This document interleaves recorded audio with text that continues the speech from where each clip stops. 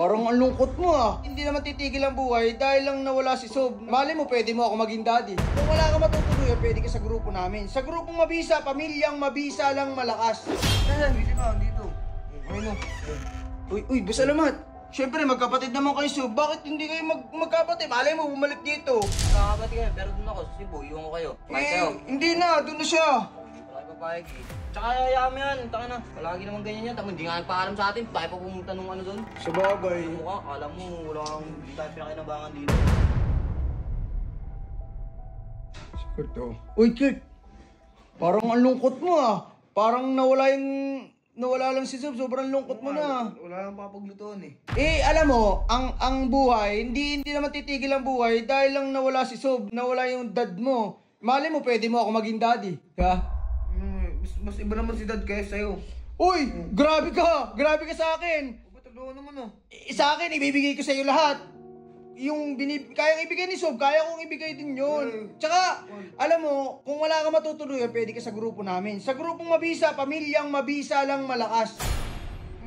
Paano tutuloy ka eh? Paano sinong gamatay dito? Oh. Alam mo, ito nga ibinibenta.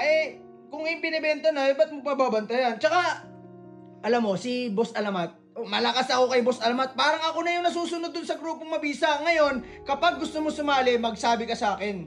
Nandun nga si Alamat, yung baka nang gawin sa akin nun. Anong nandun? Takot dun eh. Ba't ka matatakot? Kasama mo ako. Oh. Diba? Asa ba si Boss Alamat? Di nga, nag-aimpake na. Nag-iimpake. Sino kasama? Troy dyan. Tara na, halika, sama mo. Tara, kaysa wala kang ginagawa dyan, diba? Isip pa nga ako eh kung anong... Huwag ka na mag-isip. Pinag-iisipan mo, titigil yung buhay mo, wala ka lang pinagluluto. Di ako, pagluto mo ko, di natutuwa pa ako sa'yo. Pwede naman. Di ba? Isip lang ako eh kung... Papayag pa sa Alamat eh. Papayag yun, tawagin mo lang ako, Dad, papayag yun. Sige nga, tawagin mo nga ako, Dad. Tawagin mo ako, Dad. Dad. Yan! Gusto ko yan. Pwede ka na sumali. Pag ganyan, Dad. Busy lang dito. Ayun o. Uy, Busalamat. Anong gagawin mo dito? Anong ginagawa mo? Ba't nag-iimpake ka? Anong gagawin ko dito? Bibenta ka ng bahay. Sa bagay. Ito kasi si Kurt eh. Sabi nga nandito ka.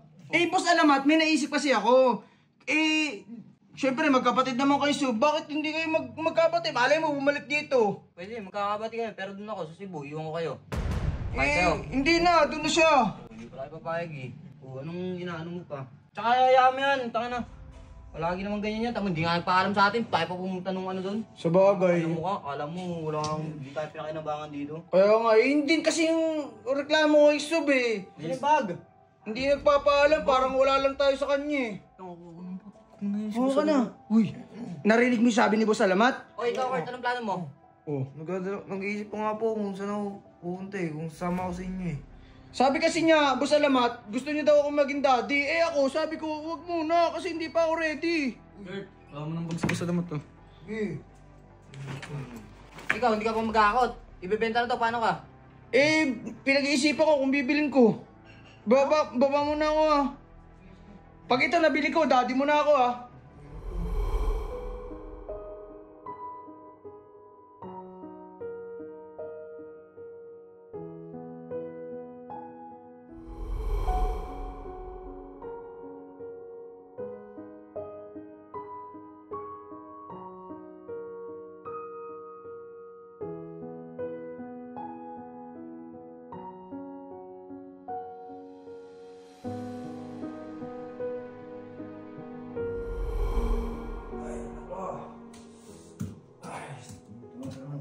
Ano, nakuha mo na?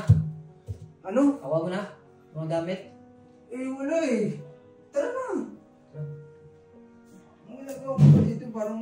Wala, hinihintay ka. Parang ang tamlay mo. Tara, Boss Alamat.